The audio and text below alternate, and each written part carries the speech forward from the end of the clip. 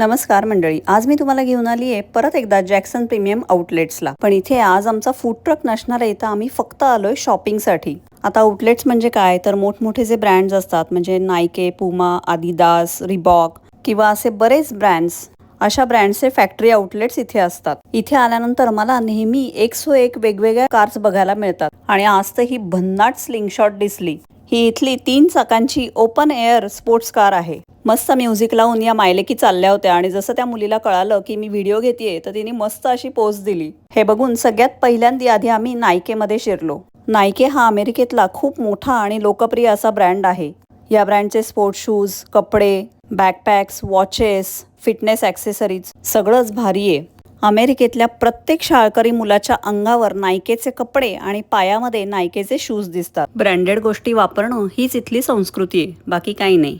इथे आल्यानंतर कोणालाही मोह होऊ शकतो की आपणही थोडी शॉपिंग करावी। गौरवलाही तसंच झालं, पण त्याचा साईज काही मिळाला नाही। आता जर बाहेर तुम्ही नायकेचे शूज घ्यायला गेलात तर ते मात्र खूप महाग मिळतात, पण तेच आउटलेट्सला तुम्हाला बऱ्यापैकी डिस्काउंट मिळतं आणि म्हणून आउटलेट्सला पॉकेट फ्रेंडली शॉपिंग होते। मला काही घ्यायचं नव्हतं, त्यामुळे मी असा टाइमपास करत होते। आम्ही शाळा सुरू होणार म्हणून शॉपिंग करण्यासाठी आलो होतो। आम्ही लहान असताना शाळा सुरू होणार म्हटल्यानंतर वह्या, पुस्तकं, स्टेशनरी, नवीन दप्तर याची शॉपिंग असायची आणि त्यातच आम्ही खुश असायचो। बरं, शाळेला युनिफॉर्म, त्यामुळे कपडे जास्त लागायचे नाहीत। पण इथे अमेरिकेमध्ये शाळेला युनिफॉर्मच नाहीये, त्यामुळे रोज घालायला कपडे तर लागतात। आता मुलं जेव्हा एलिमेंटरी किंवा मिडल स्कूलला होती तेव्हा काहीतरी स्टेशनरीची वगैरे शॉपिंग करायचो, पण आता हायस्कूलला गेलेत म्हटल्यानंतर त्यांना फक्त एक आयपॅड असतं आणि सगळा अभ्यास त्यांचा आयपॅडवर असतो, त्यामुळे त्यांना बाकी कुठलीही स्टेशनरी वगैरे काही लागत नाही।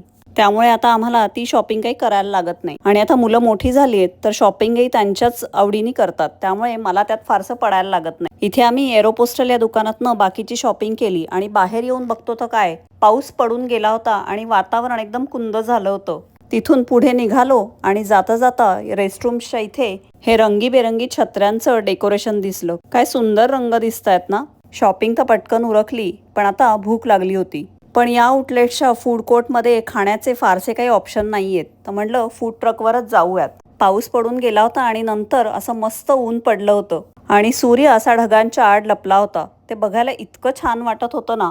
मग आम्ही आमची मैत्रीण मारिया हिच्या फूड ट्रकवर आलो। हा मेक्सिकन फूड ट्रक आहे। तिथे आमच्या ऑर्डरची वाट बघत असताना मागे इतकं सुंदर इंद्रधनुष्य दिसलं की दिल खुश हो गया। या फूड ट्रकवर व्हेज ऑप्शन्स काही नव्हते, म्हणून आम्ही आमच्या दुसऱ्या एका मित्राच्या फूड ट्रकवर आलो होतो। आता हा फूड ट्रक आमच्या घराच्या जवळ होता, त्यामुळे गौरव जाऊन कारलाला घेऊन आला आणि मग आम्ही मस्त साऊथ इंडियन फूड एन्जॉय केलं। तर असा होता आमचा शॉपिंग डे। व्हिडिओ आवडला असेल तर लाईक करा, शेअर करा आणि चॅनल